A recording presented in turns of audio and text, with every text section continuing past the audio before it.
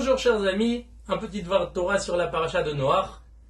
Lorsque Noach il est sorti de la Teva, après le déluge, il y a écrit dans le verset Vayahel Noach ish ha'adama vayita karem.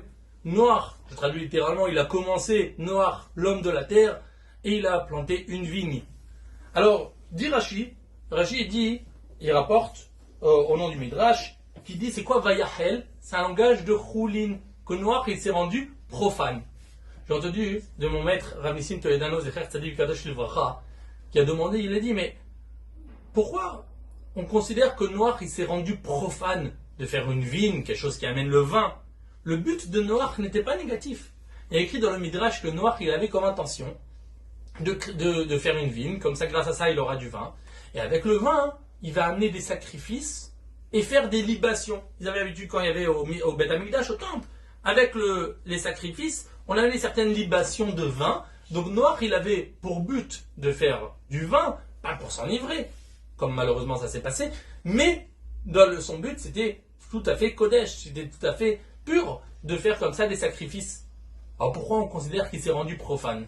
Il a expliqué, le Rav Zecher Tzadik Livracha, il a dit que le départ, il a un impact tellement fort sur la suite qu'on n'a pas le droit de prendre de risques. Alors il avait l'habitude de dire ça dans la parashat Noach qui était le début du Zman à la Yeshiva, du Zman de Choref, mais c'est surtout les départs. Le départ il est tellement fort, là Noach il va recommencer, il va construire le monde à nouveau.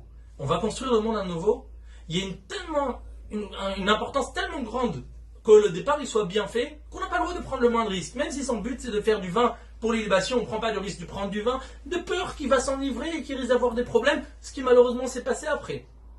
C'est-à-dire que, et les départs, c'est pas juste le départ d'une vie, le départ après un mariage, le départ après un grand zman, c'est le départ de la journée.